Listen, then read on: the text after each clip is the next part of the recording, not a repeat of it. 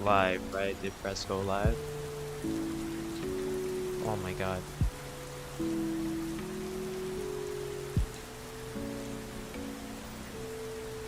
Wow. I wasn't live this entire time. I like press go live and it was taking that long to go live, and I'm like, what's going on? I was like, I'm surprised no one's in the chat yet. I expected at least one specific person. But yeah. Alright. Good thing no one heard me saying anything before anyway, so. Alright, at least now I know mic's working, stream's up and running properly this time. Can the lo-fi be heard? The lo-fi is gonna be turned off when I start reading anyway.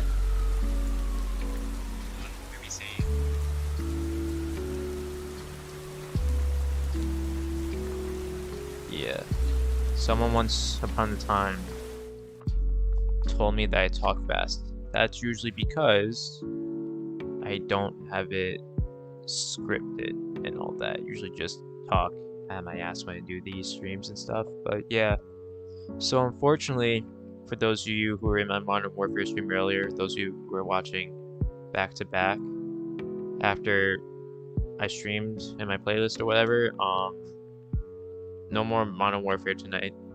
It's gonna be what it's gonna be. Maybe I'll play some tomorrow. I think my next stream I will plan to play Fall Guys Wednesday, but as for now, yeah, we got Storytime with Battleninja. This is a 100-page short story called My Work Is Not Done. It's for my science fiction class, and apparently it's about corporate shooting. Yay! So, not yay, sarcastic, but yeah. Got all that stuff. Is there? Oh, Spotify's supposed to be there.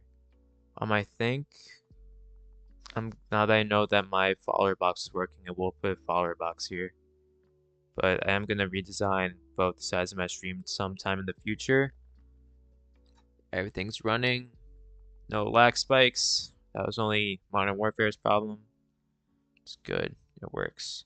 Ooh, we got parts to this too. Alright, so don't really know. Didn't really have anything else to say other than get right into it. Also, those that are in the chat, feel free to say hi because I don't know who's here. This isn't Twitch. I cannot see the usernames, so yeah, feel free to interrupt me when I do this at any time. Alright, part 1. My work is not yet done. I had always been afraid. However, as self-serving as this may sound, I never believed this to be a cause for shame or regret.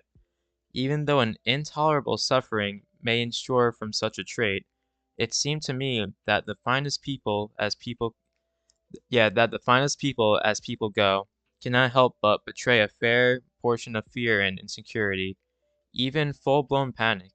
On the other hand, someone must have a considerable dose of the swine in their makeup to get through even a single day unafflicted by trepidations of one sort or another. Not to mention those who go out of their way to court dangerous encounters, fearlessly calling attention to themselves, figuratively waving their arms and declaring to everyone within range, "Hey, look at me. I'm up here. See what I can do? I'm the only one you have to knock down. I'm the one." Of course, there's a measure of beast blood in anyone who aspires to maintain a place in the world. Anyone who lacks the ultimate density to remove themselves from the herd either by violence to themselves or total capitulation to their dread. It is simply a matter of degree. At the company where I had been a long-time employee, the purest breed of swine was represented by the 7 persons with whom I met in confidence. With whom I met in a conference room, according to a weekly schedule. I had risen somewhat reluctantly, with a definite touch of swiftness, to the position of a supervisor in my division of a company in which there were countless other divisions. This made it necessary to attend these meetings along 6 others of my kind, and the 7th, who was our superior by virtue of his having outswined the rest of us. During a meeting of my own staff, someone whose mind was not fixated as was mine, on the swine analogy, referred to the persons with whom I met according to a weekly schedule as the 7 dwarves. So what does that make me? Dave? Snow White? No, Frank, interjected Lisa. That would make you Prince. What's his name? Charming, said Lois. Pardon me? Replied Lisa. Prince Charming. Didn't you at least see the movie? This remark caused a hurt look to cross Lisa's face.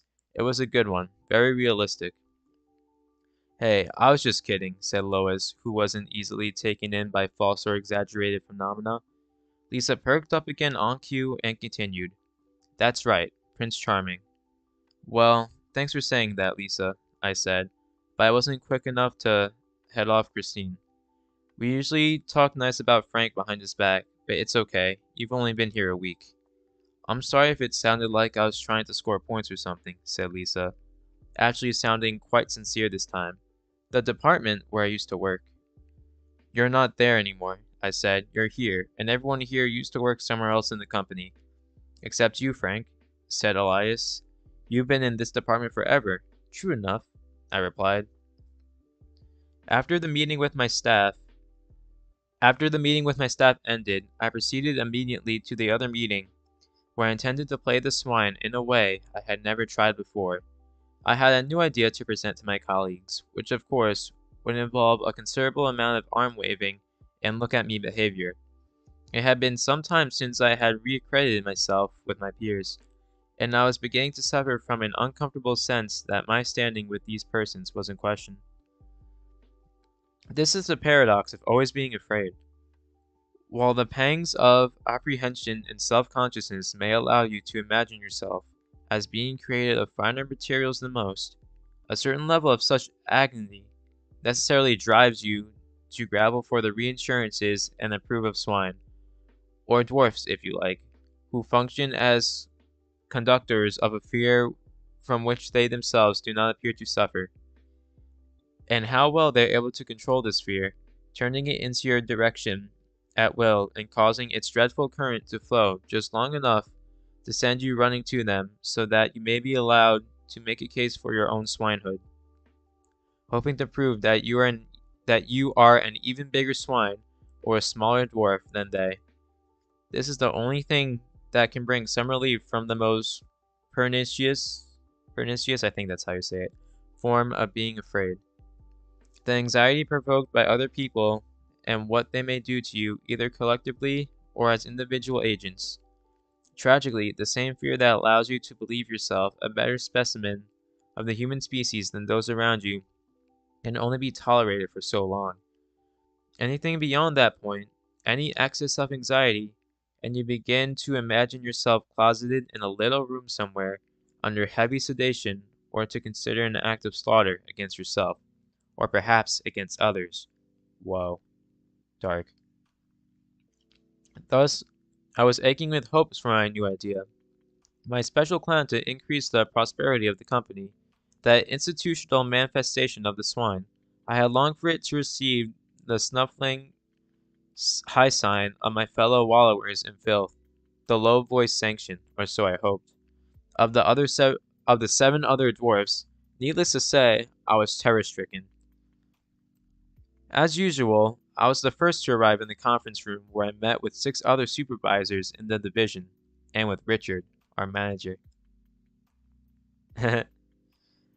This room was located outside the modernized office space wherein most of the company carried out its activities and was a place that still exhibited, unharmed by refurbishing, the pre-depression style of the building in which the company occupied several floors.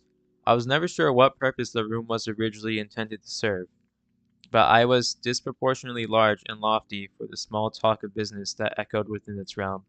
Furthermore, it was quite dimly lightened by the rows of, sorry about that there, ornately, I think that's how you say it, scone fixtures that jutted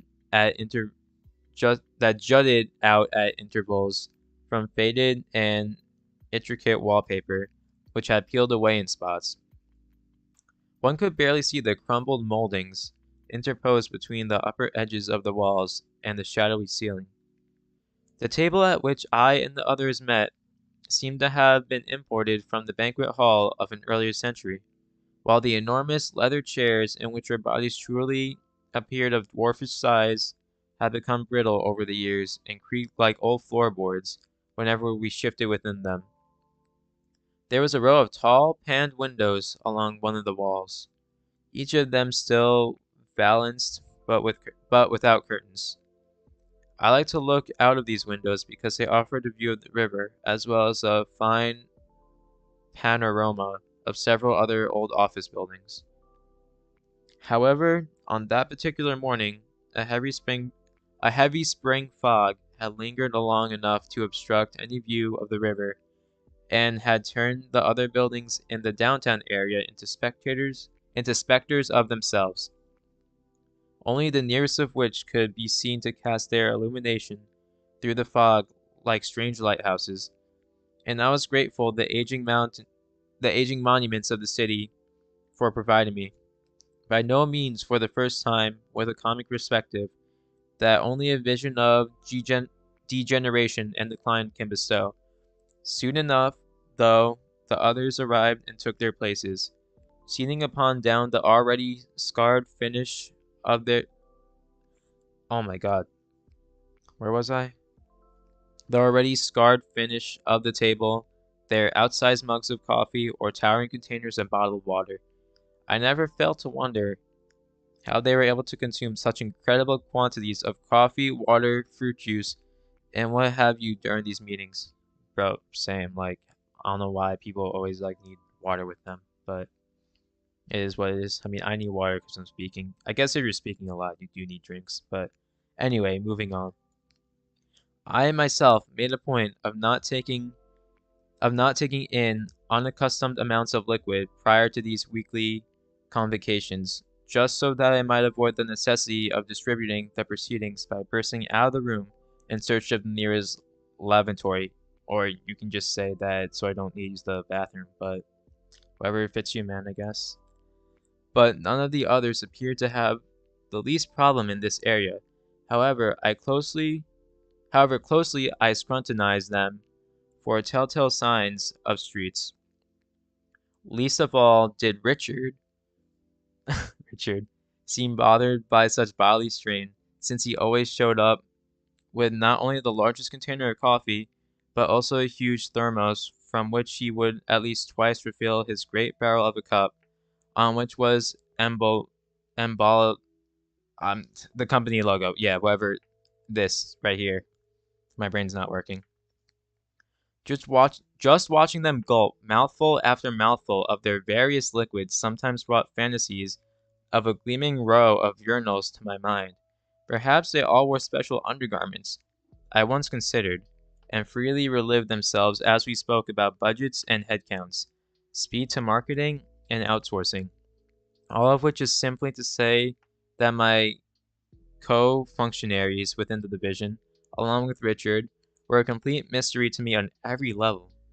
They seemed to me as fantastic beings who well deserved the fairy tale designation of the seven dwarfs, even though there was a more mundane and obvious reason for calling them such. This reason, I should point out, did not derive from any shared qualities between Dopey, Grumpy, Sleepy, and the rest of that cute and hard-working crew, and the seven persons, not including myself, now seated at the nicely decrepit table. My fellow superiors, plus Richard, were neither conspicuously cute, with one exception, nor hardworking. But their names were, no kidding, Barry, Harry, Perry, Mary, Carrie, Sherry, and of course, Richard, whom I had heard referred as the Doctor. Although the origin of his nickname, which was a matter of both credible anecdote, I assume that's what that says, and curious imaginings, in no way linked him with the dwarfish Doc of the fairy tale. Richard finally cleared his throat with a forced, rattling sound that was his way of bringing the meeting to order. Everyone stopped chatting and turned toward the head of the table, where sat the only one of us whose chair didn't appear too big for his body, But Richard's structure was more than that of someone who purchased his suits at clothes stores, catering to large-bodied men. His physical conformation, straight and solid from head to toe, was imposingly athletic, the anatomy of an erstwhile ball player of some kind who had kept his shape into middle age. In all, probably Richard had garnered his share of shining trophies for the glory of self in school. He wouldn't be the first member of the middle to upper level corporate management with a background in the world of sport. Richard. With all the playing field metaphors they borrowed from that milieu, chief among them being all that puke-inducing nonsense about teams. Yeah, those parentheses. Just want to check. Was there anyone in the chat at all? Nope. Just double checking. Why is Spotify still playing? Please stop. Alright. Alright then, let's get started, barked Richard as he stared down at a page on the table that listed the agenda items for that week's meeting. Looks like you're first up, Domino. Something to do with new product. For the record, my last name is not Domino. It's Domino, with two eyes. For the record, I had attempted to correct Richard both publicly and privately regarding the accurate form of my surname. For the record, I could never be absolutely sure that it was pure indifference rather than a taste for malicious mockery that accounted for his persistently calling me Domino. Although this sly mangling of my name never failed to draw a few muted sneakers from the others, and Richard could not have been oblivious to that. Like a dealer at a poker game, I quickly passed around to my colleagues the two-page proposal I had distilled from a much longer document. This handout was composed with wide margins and a large font for speedy absorption into the systems of busy middle management types.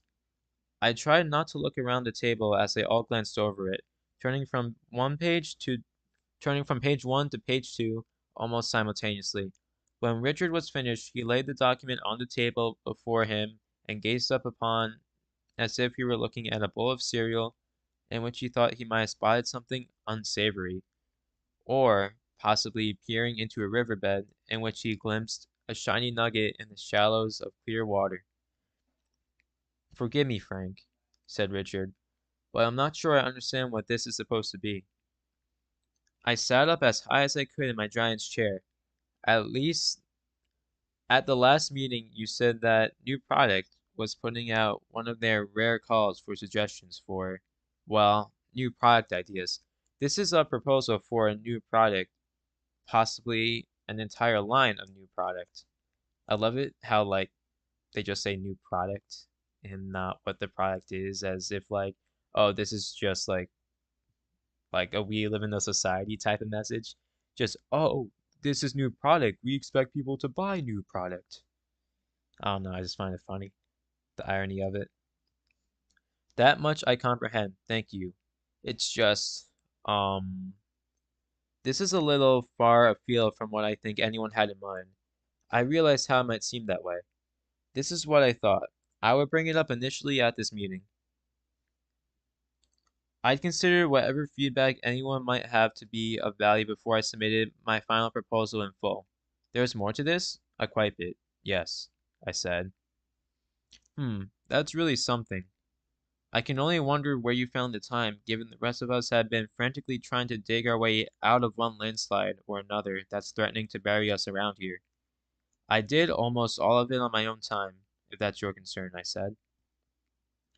My only concern, replied Richard as he slowly looked around the table at the other supervisors, my primary concern, I should say, is that the new product idea you're proposing doesn't look like the sort of thing we do around here. I mean, I'm all for being risky and innovative and all that, but this is... Ho boy, huh, Richard. Well, we could do it, I argued. We have the people, the know-how, and all the processes in place already. True enough, admitted Richard, but I don't know. Does anyone else have any thoughts about this? It is different, said Parry. Definitely different, said Harry. I'm not sure we do in fact have the staff needed to take on something like this, said Mary. I've got a few people taking on more projects all the time, said Carrie. Systematically, Barry began, instantly losing the attention of his auditors. At one juncture, in his jargon polluted soliloquy of a business analyst, he used the words data vamping, and which I believe was a neologism. Neologicism? What? Yeah, of his own devis of his own devising devising. Yeah. Ultimately, of course, he sided with Richard, concluding that my idea, which Barry explained, had built into at least two, perhaps two and a half, facets, and was not leverage focused, nor was it customary, in Barry's opinion. Sherry was at a characteristic loss to add anything to the lit and litany of negotiation already recited by the others.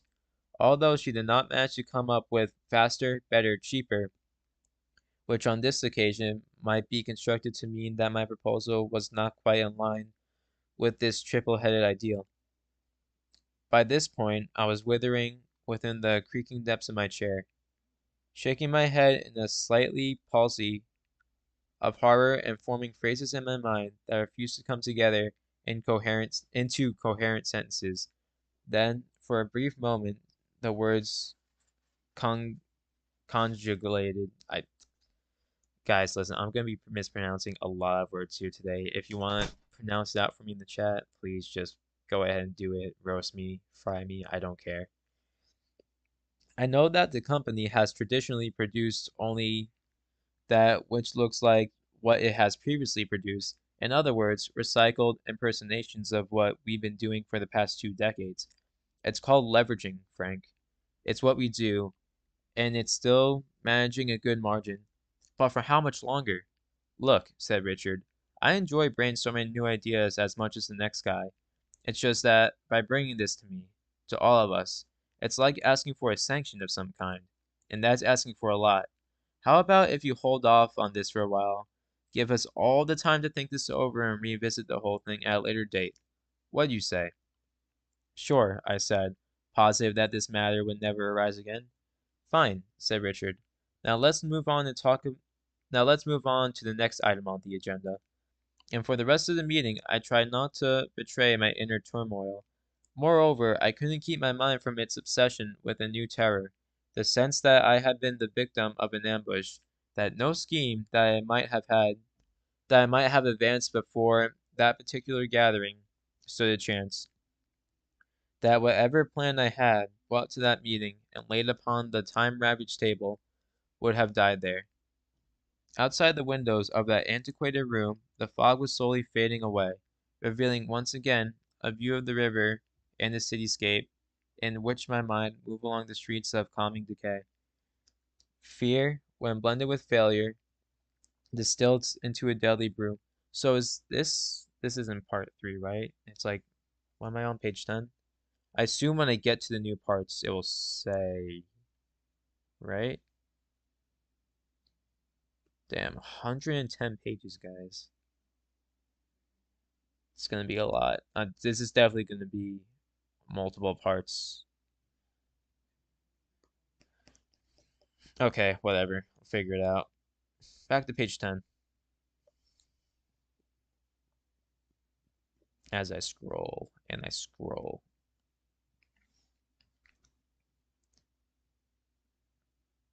Outside the windows.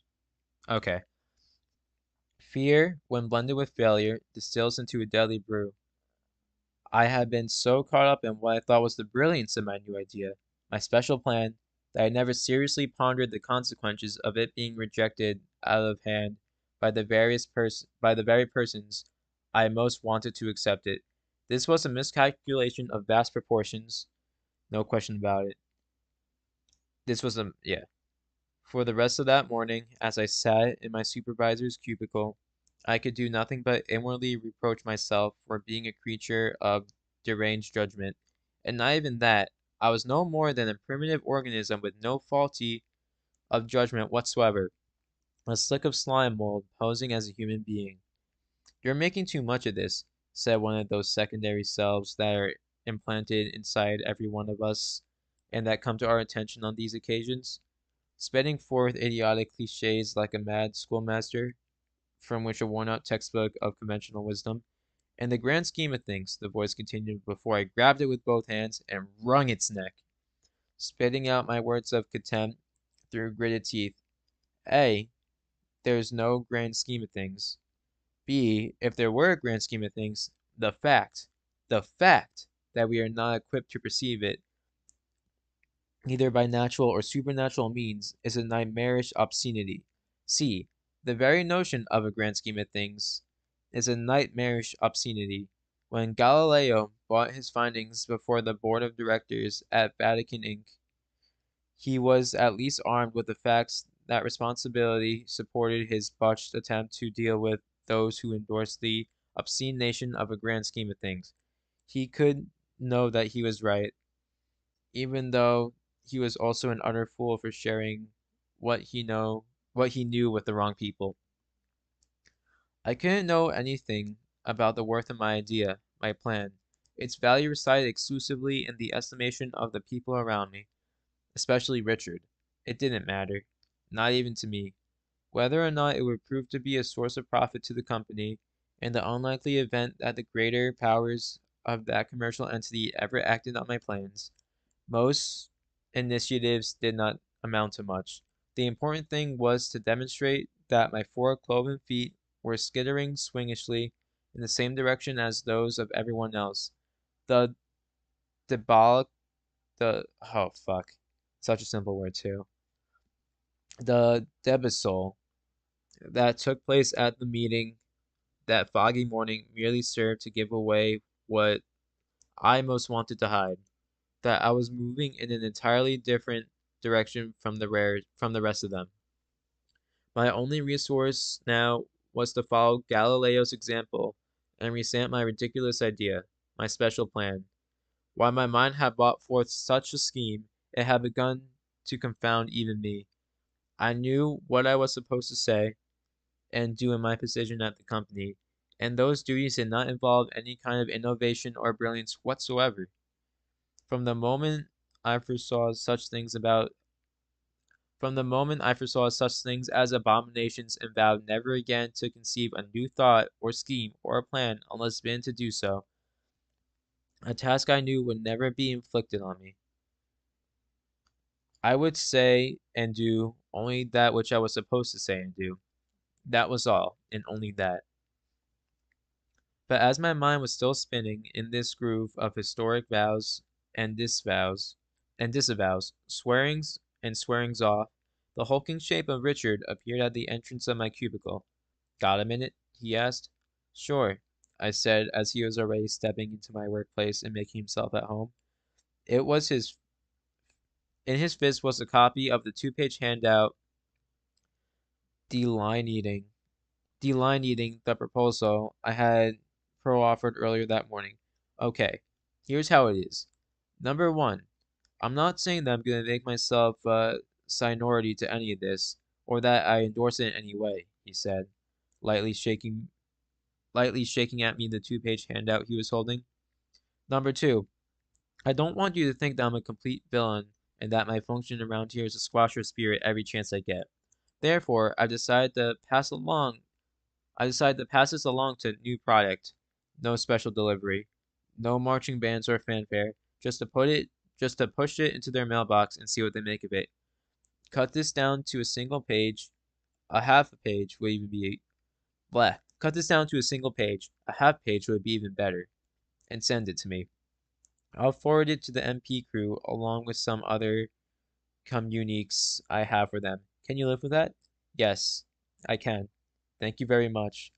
I sounded casual enough, so I believed, but at that moment I could not help feeling a curative relief streaming through my stream. I had been saved, and despite all the bitter renunciations that had echoed over and over only moments before in the darkness inside me. I had now become swollen with gratitude. Was this how Richard had acquired his rumored nickname? Thank you, Doc. Maybe we can even fit in your product idea for further discussion at next week's meeting, continued Richard. How does that sound? Sounds fine. All right then, said Richard, turning to exit my cubicle. But he caught himself mid-turn and doubled back. Frank, he said in what sounded to me as a lower tone of voice. Yes? Along with the memo for the new products, perhaps you should forward to me the rest of the work you've done on this, Richard said, once again rattling the 2-page handout in the air. As I said at the meeting, I worked on this almost entirely at home, and that's where it is right now. Some of it's still in handwritten form. I'll clean it all up and send it to you as soon as I can, if that's okay. I hadn't missed a beat in my response to Richard's request, and yet, for an unmeasurable splinter of a moment, I saw him turn to stone before my eyes and fix a gaze upon me. Of course, he said. After Richard walked off, I waited until it was safe, and then I collapsed under my body across the counter of my cubicle. He knew, I thought. He knew I was lying to him.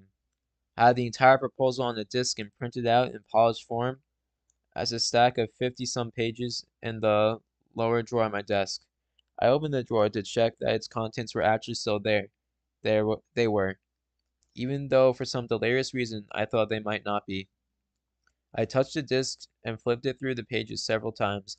They were there. I closed the desk drawer. Then I opened it again and repeated my inspection a few more times before finally locking the drawer and placing the key inside my wallet. What I still could not understand was the reason for my deception. It had been committed as an act of pure instinct, without any rational basis. It couldn't have been that I was afraid that Richard was going to steal my proposal and arrange to take credit for it himself, I thought.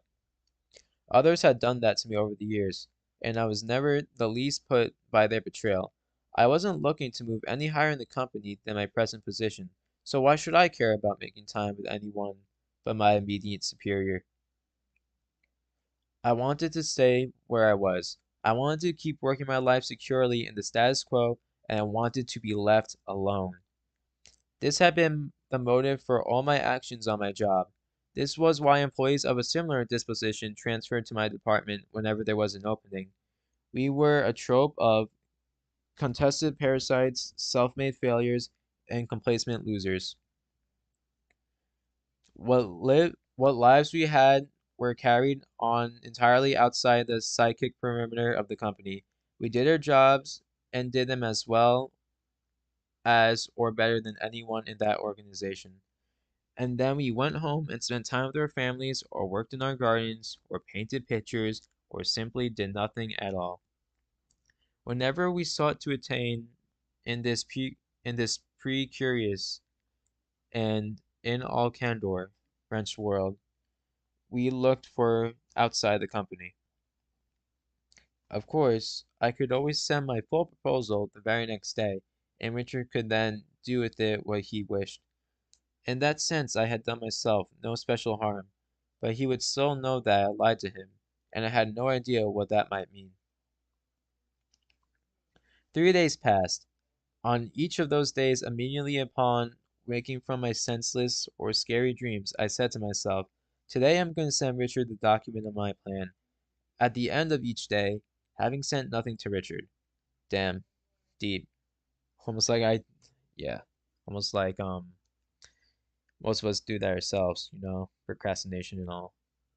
Yo, what's good, Burning Buckets? You ready to listen to the reading about a corporate shooting that's 100 pages long, and I'm only on page 14 right now? And this is probably going to be a part one because I'm not going to be able to finish this all tonight. Because I know I am. I know I am. Where was I? At the end of each day, having sent nothing to Richard, I said to myself, tomorrow, without fail, I'm going to send Richard the document of my plan. Like, bro, that's literally me. Or I guess that's literally like a lot of people. So why was I stalling in this matter? Why was I setting out on a course that was clearly one of self-destruction, compounding my existing offense of having lied to Richard? with that of blatant contempt for his instructions to send him the complete document of my plan. A provisional answer to this question came to me slowly over the course of 3 days, and it had begun that weekly meeting which I felt myself to be the victim of ambush by all of them, not only Richard. He was simply the biggest and most hideous head of the monster. 6 others also emanated from the body of the beast, circling on long, scaly necks about the expansive and twisted fate at the center of the thing, with its bloodshot eyes and killing breath. Richard did, in sooth, have a case of whatever halitosis that could gag a maggot, whatever that is. Several incidents over this 3-day period supported, however subtly, my 7 against 1 theory. Each of these incidents was apparently isolated. Some of them, I would have been quick to concede, were quite possibly without any nefarious intent or significance.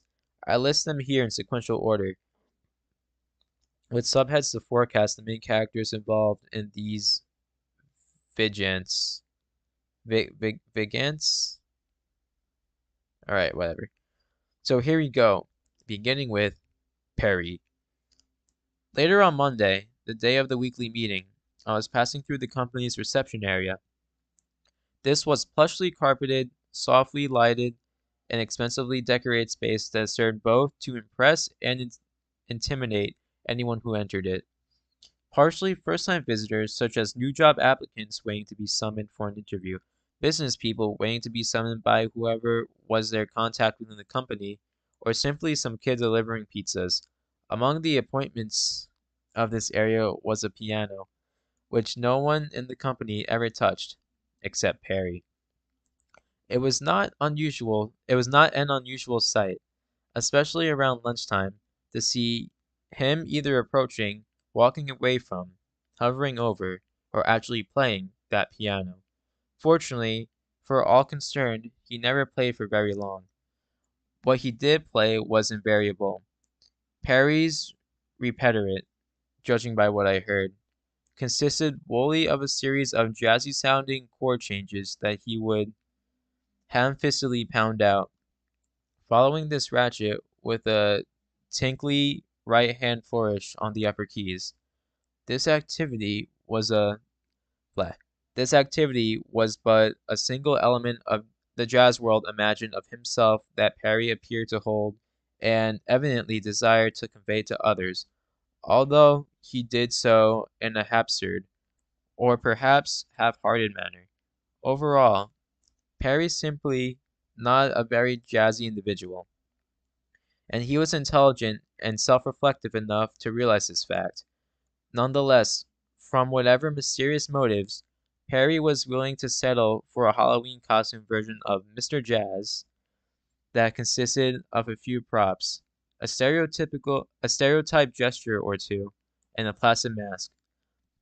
Aside from the piano playing and some talk about the latest CD of jazz music he had purchased, the most conspicuous aspect of Perry's jazzy persona was his eyeglasses, which were the precise type of thick-framed, heavily tinted jobs sported by cool jazz artists of the 1950s in photographs on the back covers of several predominant record albums of the period.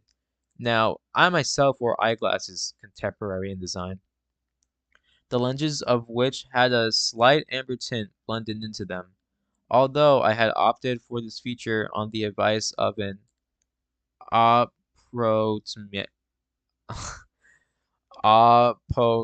yeah, that word. Thank you, Rich Kleiman. I'm stuttering a bit, but I'm trying my best. I appreciate that. Appreciate the good comments, good vibes. I had never met an eye doctor or dentist who wasn't a hustler at heart. Let's not even talk about physicians or, those bloodletters of the mind with a psychiatric shingle outside their door. I assume that's an eye doctor, so the eye doctor suggested that such tinting would better enable my defective sight to tolerate the fluorescent lights of the office, as well as the sort of illumination radiated by the screens of televisions and, boy, do I even hate to use the word, computers. There, I said it. As previously mentioned, I was merely passing through the company's reception area. My destination was elsewhere on that floor, where I needed to attend a meeting that concerned some routine function of my job. The piano was so positioned that Perry's jazz-oriented fumblings were being conducted with his back to me as I quietly passed by. So there was no call for me to shout out a hello or disturb the genius jazzer in any way. But just as I was about to move out of Perry's range, I saw that his head turned to look at me over his shoulder. Of course, I couldn't very well have halted in my tracks at that point and acknowledged that I had seen him look at me over his shoulder in what I thought to be a highly devious and menacing way. His eyes fully shaded by the soft lighting of the reception area reflecting off his heavily tinted glasses. At the same moment, he turned his head in my direction. Perry ended his musical performance not with a tinkling flourish on the upper keys of the piano, but with a dissonant cluster of notes made by a smash on his left hand on the lower register of the keyboard. The cacophonous growl of these notes followed me as I made it around the corner and began walking down the long and brilliantly fluorescent hallway on my way to the meeting, which happened to include Mary. There stood some distance down the hallway, only a few feet from the open door of the meeting room, frozen for a second in the pose I had seen her assume before. I thought of it as her pre-entry pose, a posture she took on for a fraction of a second, during which she seemed to stiffen even more than usual, as if to collect and consolidate herself both mentally and physically before entering a given public forum. Mary was in her 50s and availed herself from her fluffy-haired head to her pointy high heels, all of the sartorial and cosmetic armor that was possible for one woman to bear. When viewed in her pre-entry pose, or really at any time when she was not speaking or jotting things in her scheduling book, or engaged in some movement or other, she could easily be taken for a mannequin, even at the closest quarters. Without turning her head toward me, I didn't need that from a mannequin. Ah, throat. She entered the meeting room, and I followed close behind. In the course of this meeting, another regular, weekly affair, this one focusing on schedules of production, Mary found the occasion to remark, of course, Frank's department wouldn't be able to meet this deadline without qualifying this statement with the reason, which she well knew for this fact. We are still in the process of testing the new software. I explained for the benefit of anyone at the meeting who might not have known why there was a temporary decline in the productivity of my department. The word software, as usual, stuck a bit in my throat and came out sounding a bit cracked. Of course we understand, said Mary while jotting away in her multi-ring scheduling notebook, not giving the slightest glance my way, as if I had just ineptly attempted to excuse myself and my staff on false grounds. So the damage, even if it was restricted entirely to atmospherics rather than facts, was done, and well done. No further encounters took place that day between myself and the seven. Let's just call them that from now on and skip the dwarf part. As far as I'm concerned, fairy tales and legends, mythologies of all times and places, are just festering festiques of a world that, for better or for worse, is dead. Dead, dead. Human life is not a quest or an odyssey or any of that romantic swill which is force-fed to us from our teacher to our oh my god, which is force-fed to us from our tenderest years to our dying day. All right then, as Richard, like so many of his you can tell when I've been reading out loud for a long time. It's been around like almost 50 minutes. So, all right then, as Richard Like so many of his intrepid type would say, the next run in I had with one of the 7 didn't occur until the following morning, Tuesday, when I looked up and saw standing at the entrance to my cubicle, Carrie. So I think what I'm gonna do is because I do want to read few more pages tonight, at least maybe like definitely like maybe 5 to 10 more, maybe depending on time, definitely at least. I'm gonna pause it here for like 5 minutes, grab a water, take a break, re-get my voice up, and then yeah, I'll be back. So I don't have any timer on the stream to put, but I'll be back in like 5 minutes just to regenerate my voice box a bit. So yeah, see you guys then.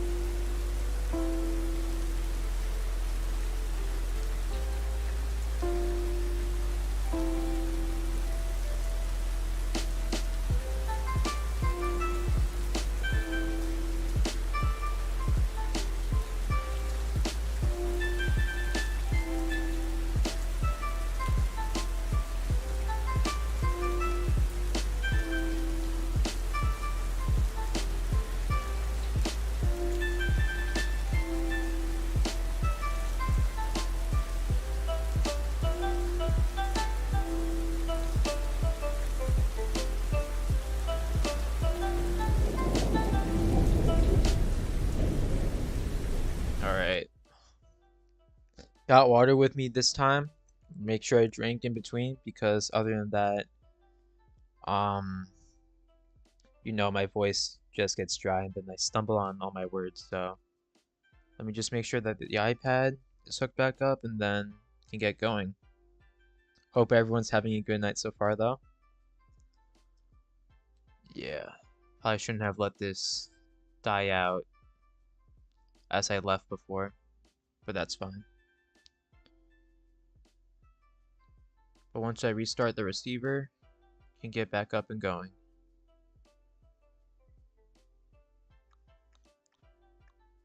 Hopefully it works tonight. If not, then part 1 might have to end a bit earlier than I'd have wanted. I'm gonna actually try restarting the app and that should hopefully make it work. I'm doing this with like an AirPlay thing, so there you go. Should work now. Hopefully. I hope. There we go. Alright. Stop the music. Alright. Where are we up to? One of the big 7 CEOs or bosses or executives or whatever you want to call them. The next run-in I had with one of the 7 didn't occur until the following morning, Tuesday, when I looked up and saw standing at the entrance to my cubicle, Carrie. "Do you have any postage stamps you could spare?" she asked. "I've got to get a credit card payment in the mail pronto." I was in the middle of conferring with Lois about the earlier mentioned software my staff was testing when Carrie, anorexic and bird-beaked, with a squarish Marine Corps haircut, interrupted us. "Yeah, I think I've got some," I said. But what I thought was, why is Carrie borrowing postage stamps from me? She's the person to whom everyone in the division appeals when they've run out of stamps. The answer, which I heard with one ear as I rummaged through some desk drawers, was rambling out of Carrie's own mouth. "Somebody stole all mine. Took a whole roll. Not even opened. Right out of my desk drawer. I'll have to start hiding the things. Everybody knows where I keep them." "Here you go," I said as I turned in my chair and held out to her a crumpled packet of a few stamps left in it. At the same moment I saw Carrie pick something up from my cubicle counter. "Hey, what's this?" she asked, or more accurately, accused. What was this indeed, I thought, as I saw Carrie handling the unopened roll of stamps.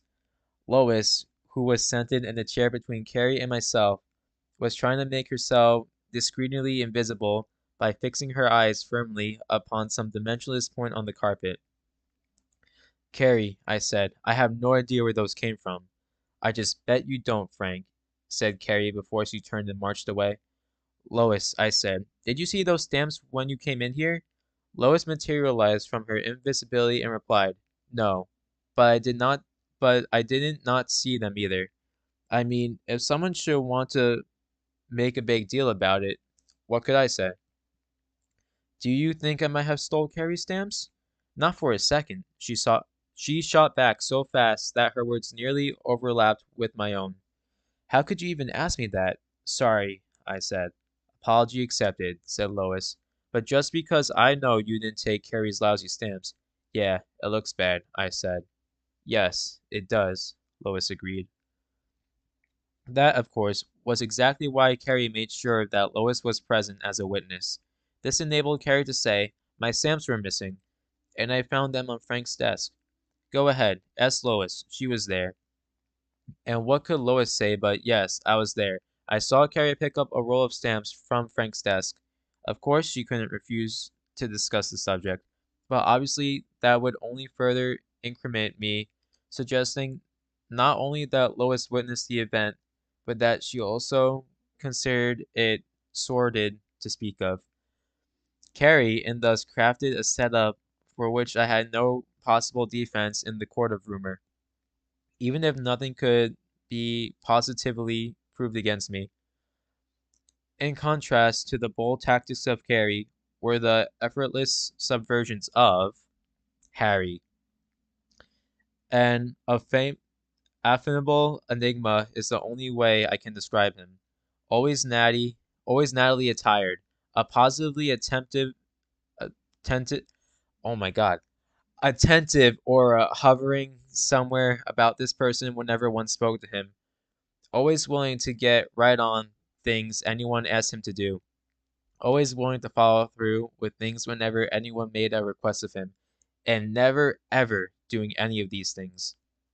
Consequently, I was not entirely unnerved when Harry returned none of my phone messages. No one expected to speak to a living Harry when they dialed his extension. It was only when I took Harry's customary blackout on all transmissions coming from me and later added it to Richard's unusual and ominous attention to my doings throughout the rest of that week, when normally he would have been looking over my shoulder at every opportunity, that I became concerned. But when it came to matters involving Harry, there was not much of which I could really be sure. What a master in the making he was, even if the truest candidate for better things, faster things, but in no sense cheaper things was Barry.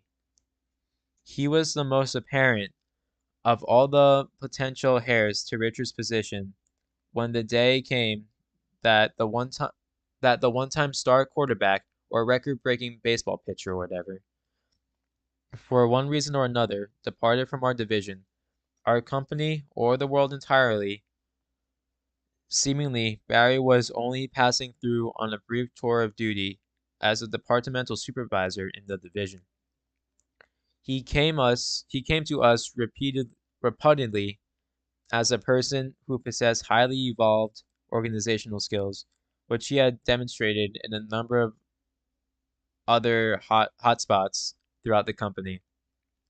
When he arrived in our midst, he was already widely celebrated, both behind his wide back and to his plump, fast-talking face, for his big brain and freakish talent for sizing things up, for bringing law and order to the company's most unruly frontiers and outposts. My sources inform me that the only reason that anyone whom Barry worked endorsed his gifts so vigorously was to expedite his departure from their precincts, forcing him off on some unsuspecting department that could use some revving up and benefit from the rare potency of his ed- well endowed frontal lobe.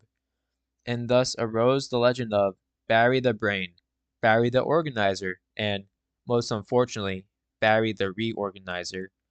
Wherever he went in the wilderness of the company, he was given a free hand to revise the charts and maps, the processes and procedures that had always seemed to work so well, until he got his meaty hands on them. Because, in fact, Barry moved with Barry moved with mighty strides from one position to another in the company. He left nothing but chaos, confusion, and conflict in the dust behind him. In my own observation, I could understand how he might be taken for a person of superdeveloped organizational skills, if only because he showed himself to be cruelly intolerant of the least lack of organization on the part of those around him. Using a mile-minute mouth, his tireless zest for charts and graphs that no one else could comprehend, due to their overdetermined complexity, and his utterly bogus reputation to call into question the qualifications of anyone who questioned his. Yet there was a time when I actually empathized with this man, who obviously suffered from the same clinical disorder, obsessive compulsive, with which myself was plagued. Although I struggled to hide my mana, which manifested itself in ways that could not help me in my career, rather than parading it for all to see.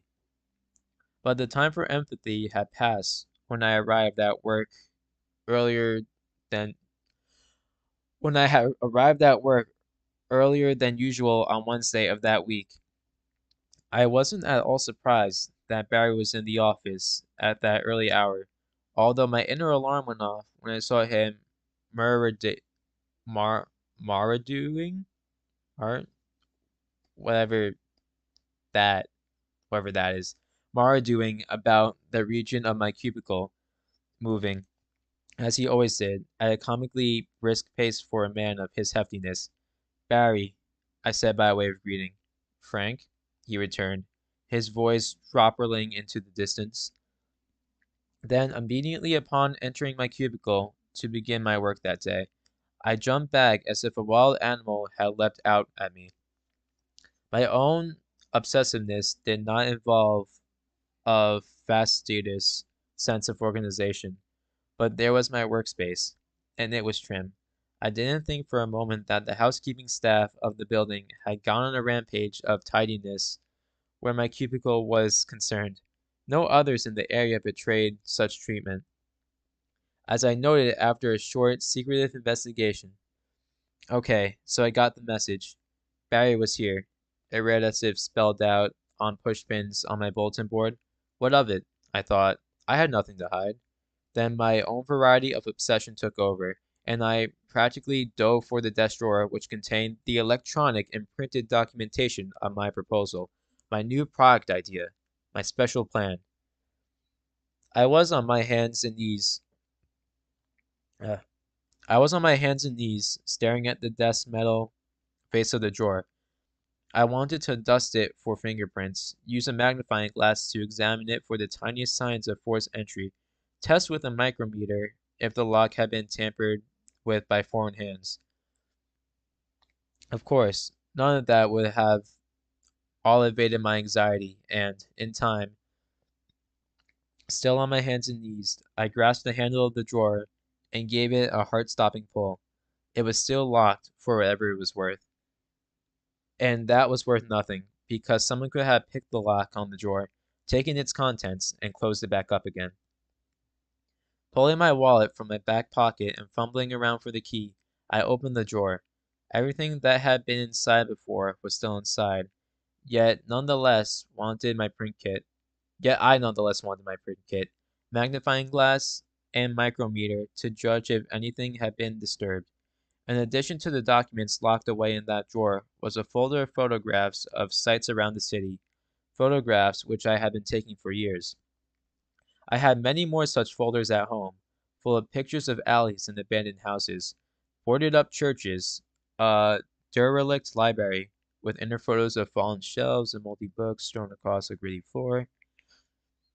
Most precautious to me was a series of photos I took of a place where there stood a crooked street sign, but no longer any street deserving of the name, just some rubble along a path of a few relics of unidentifiable structures on either side of the path. To the naked eye in my desk drawer seemed in order, but it was still possible that Barry had opened the drawer some time before my arrival at work that morning, photocopied the printed version of my document, electronically copied the electronic version of my document, and replaced it with a painstaking precision that only another obsessive could achieve. "What are you doing down there?" asked the voice of Barry the detective, Barry the spy. I slammed my drawer closed, too afraid to realize that I was giving myself away. I was taking something out of my pocket, and a quarter popped out, rolled under my desk. Something out of my pocket? That would not cut it with Barry. It had to be specific, but I did say a quarter, not just a coin. "Did you want something from me?" I asked. "Yes, I did," replied Barry in a leisurely manner, uncharacteristically so. He then walked away in also a leisurely manner. Barry the mover, Barry the shaker. Barry walked and Barry talked in a leisurely manner. I opened the drawer again and checked its contents, touching the lousy computer disk and riffling through the 50-some pages of the printed document. And then I locked the drawer. Then I opened the drawer and repeated this ritual as needed throughout the day. I should have taken the goods and gone back home that morning. That would have to wait, though, until the workday's end, because as bad luck would have it, I needed to finish up some small project and pass it on to Sherry. And that, ladies and gentlemen, is where I take my sip of water.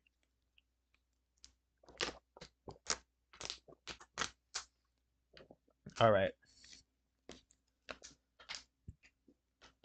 So, how many more do we have here? Damn. Bro, I'm only at 20 pages. I feel like I read 50. Wow, Sherry's is long. So we got Sherry. Okay. Okay. I can get through this, guys.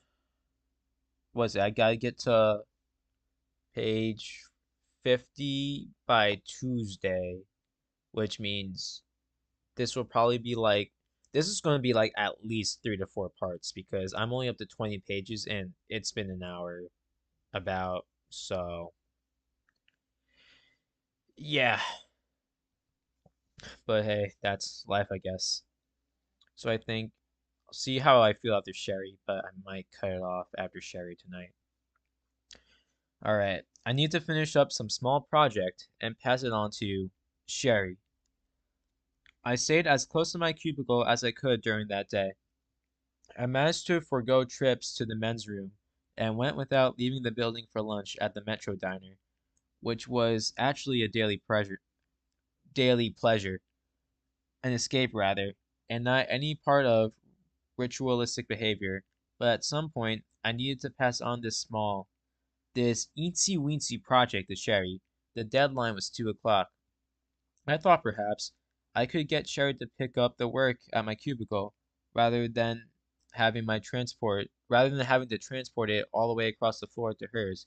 However, she wasn't responding to my phone messages either, nor the half-hourly messages I sent to her machine.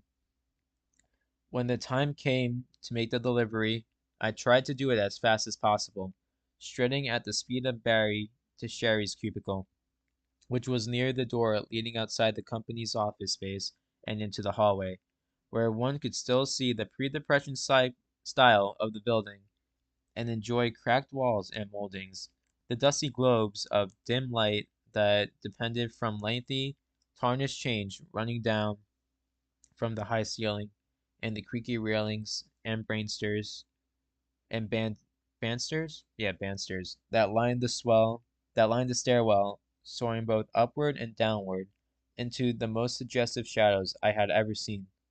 Arriving at Sherry's cubicle, however, I found that the handoff was not going to work as smoothly as I had hoped. "Sherry," I said, "could you wait a sec?" she replied, very much preoccupied with digging something out of her purse. I realized that it was more than she could handle. I'm just gonna turn off the camera a bit just to stay in a comfortable position for a few minutes. Alright. Yay. Where was I? "Could you wait a sec?" she replied, very much preoccupied with digging something out of her purse. I realized that it was more than she could handle, taking delivery of this nit-sized project and digging something out of her purse. She would have to finish the one before she could turn her mental resources to the other. That's all there was to it. I declared earlier in this document that, with one exception, there was no cuteness among the 7. Sherry was the exception, although a serious qualification must be appended to this statement. Physically, she was attractive. Not to the point of being a harrowing beauty, but enough to put her over the line between women of average or even good looks into the company if those who possessed across the room attraction. If anyone believes that I am perpetuating some arbitrary or twisted image of the world, that's fine with me. I wish them well in their transactions with social reality. The qualification to which I made reference above is this: if you happened to cross that room on the other side of which stood Sherry, what confronted you was, I can't even name it, some kind of thing inhabiting the body of an attractive woman. An alien from some deceased planet, or a creature of low evolutionary stature that by some curious means had insinuated itself into a human being at some stage in her development, the result being this Sherry thing. If she closed her eyes and didn't speak, Sherry could indeed pass for an attractive human female, but the moment she spoke, or the moment her thing-like eyes came into view, she became a Gorgon. This duality that Sher this duality that Sherry embodied could often be a source of tremendous conflict to those around her, who one moment would experience the tide pull of her figure and the next moment, when she happened to speak, or the image of her eyes loomed up, would be very inwardly wretcheding with disgust at the very existence of this Sherry thing, as well as having a way inside with self revulsion for having felt an attraction to this creature. And at that moment, I was standing at her desk. Sherry's eyes were turned away from me, and I had already forgotten the sound of the few words she had spoken. So I stood and watched as she dug around for something in her purse, and the deeper she dug, the more she shifted about in her chair, causing her already short and close-fitting dress to rise higher and higher toward her buttocks. Oh my. I was transfixed, turning to stone, until the door leading out into the hallway opened and someone entered the company's office space. This particular someone was Betty, one of the higher vice presidents in the company. I saw that it was Betty because, having emerged from my fixated staring at Sherry, I was now noticed that the palm within her hand was a small mirror in which she was watching Betty, watching me, watching her. Huh? Sherry then giggled and turned around. Hi, Betty. Hello, Sherry. But Betty had no hellos for Frank after she had seen me looking at Sherry in a way that I never wanted to be seen. Bruh.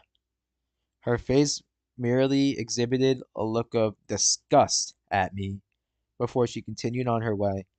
Now, what have you got there, Frank? Said Sherry. Without a word, I dropped to the floor containing the project on her desk, and for the first time that day, made a visit to the men's room. It was now Friday, and there had been no communication between myself and Richard since Monday. As a formality, I decided to check with someone in new product to confirm whether or not Richard, I just like saying Richard like that because it's funny, had delivered my transacted version of the two-page proposal that I had shown to the seven on the first day of that week. No surprise. New product had no record of such proposal with my name attached to it. No surprise. They were no longer even solidating ideas for new product and rarely, if ever, did. No surprise. New product was as much a mystery to me in its purpose and function as every other division in the company. Surprise, freeze, had been placed on all activities involving new product until the upcoming reconstructioning of the company had been set in motion and the company had relocated its whole operation, more than likely to some new nice high-rise in the suburbs, thereby fleeing the luxuriant rot of the city in which it had resided over 2 decades. While the aforementioned changes within the company were news to me, and big news at that, none of it seemed to have the least force of reality behind it. It was more or less the case with all occasions of moment within that particular working world, and perhaps all others so often there would be promise of either some chacalism or some bright new age on the horizon. But whatever it was, however it might seem to the imagination, it would unfailingly come and go, like a thunderstorm through which one had slept. I think there's going to be probably 1 to 2 more pages about leaving a few puddles and some small tree branches scattered upon the ground as the only evidence that anything at all had happened.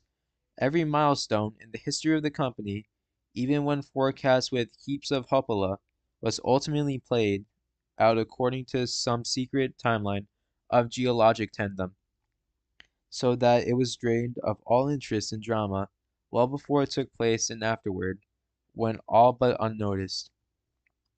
And the days rolled by, and one grew older, and none of it seemed to possess the least importance or substance. Finally, looking back from the deathbed of your entire life in the working world, you would be left exclaiming, "What was that all about?" In this sense, the world of the company mirrored the world itself, which sometimes managed to stage a rousing first act, and perhaps even provide a few engaging scenes of a second before developing into a playwright's nightmare, wherein the actors either butchered their lines or entirely forgot them. Scenery collapsed, props misfired, and most of the audience left the theater during intermission. Nevertheless, the information that had leaked out to me from new products served as significant excuse to get together over lunch with a friend of mine within the company. Yes, I did have a friend or two in that place, which I have thus far painted so darkly. I dialed his extension and actually reached a living person on the other end of the line. Hey, Frank, I said. Not only did we share the same given name, but both of us had also labored forever, as one of my staff put it, within our respective departments. Yeah, Frank. Got any lunch plans? Do I ever? Of course he didn't. Frank kept very much to himself as a rule. Somehow he had managed to remain on an even lower rung of the company ladder than I had over a comparably long career. Damn. I suppose you would call it. That alone earned him my deepest respect. He also knew quite a lot about the company and its personnel that normally would have meant nothing to me. But that had been anything but normal, and aside from what I had to do, and aside from what I had to tell Frank about the info I acquired from the new product that morning, there was something I wanted to ask him, which served as my prime motivation for my requesting a lunchtime audience with my namesake. Alright, I think just because of how I feel and I got plans tomorrow, this is probably going to be the last page of the stream. I had been waiting outside a few minutes before Frank emerged from the revolving doors of the old building, put on his sunglasses, and lit up a cigarette. The usual place? Frank asked. Unless this, th bleh, unless there's somewhere else you'd prefer, I said. He just smiled, and we both started walking the mile or so to our destination, weaving through the regular cast of suits and street people. Frank looking down at the sidewalk as he smoked one cigarette after another while I altered my gaze between the street level, cheap clothes stores, cheap electronics stores, liquor, lotto, and checks cashier stores, wig shops, pawn shops, gun shops, and the beauty artist skyline of the receding past. The Metro Diner was located just beyond the fringes of the central downtown area of the city. When we walked in, I looked over toward the counter, behind which stood Lillian Hayes, the woman who owned and had operated the diner for the past 30 years or so. I caught her eye and smiled, and she gave a little wave my way. Then Frank and I settled into a booth toward the back. How's the sloppy burger these days? Frank asked. Still sloppy, still the best. That's for me then, he announced as he stubbed out his cigarette in a oh my god, in a crusted ashtray that had a little metal band arching over it with grooves in which lighted cigarettes could be secured. You didn't see these things much anymore.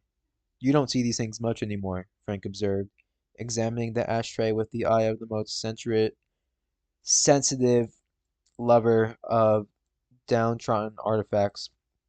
There's something about it, you know? I know, I said. There's a Japanese word for it.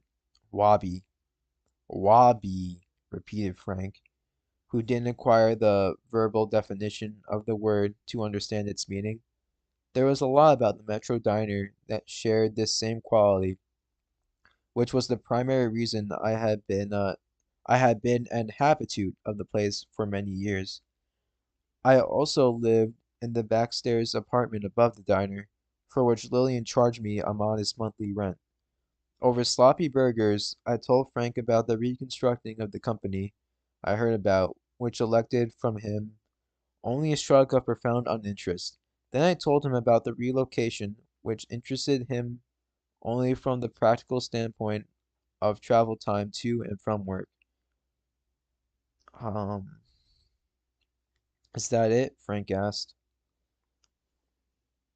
Where'd my face cam go? Well, you see, Bernie Buckets, when my back it's bent over for like I'd say what are we about like an hour and a half now. I want to change my position, but if I change my position, it looks silly on the face cam. So I just turned it off for now. But and for now, I mean until the next story time stream, which I don't know when it's gonna be, but my voice is gone, my brain's ability to read out loud is gone. Halfway through part one, like I said, reading this story for those that would still be magically interested somehow, even though this is mainly for myself. It's probably gonna be about like 3 parts, I say. If I have time tomorrow, like I mentioned at the beginning earlier, I'm gonna continue playing Modern Warfare 2, and maybe there's a rumor that Burning Buckets can join this time, and Salty Mentos, and Burning Buckets, and the Mad Mech, and Mr. Snacks. But who knows? Maybe my friends will actually join me this time, so it can be a bit more entertaining. But I did pop off the M4 as a fire weapon. But yeah, I'm getting off track. Um, that's about it for now. Videos coming out if I stream tomorrow night. I stream tomorrow night. And yeah, see you guys then. What time will I be on? I'm gonna be away from Albany tomorrow. So probably like I don't know. I don't know what time I'll be back. I'm probably gonna be on around like 8, 9 o'clock. Hopefully. Maybe. I'm gonna let you know though when I do get on. So yeah. Anyway. Bye buddy. See you.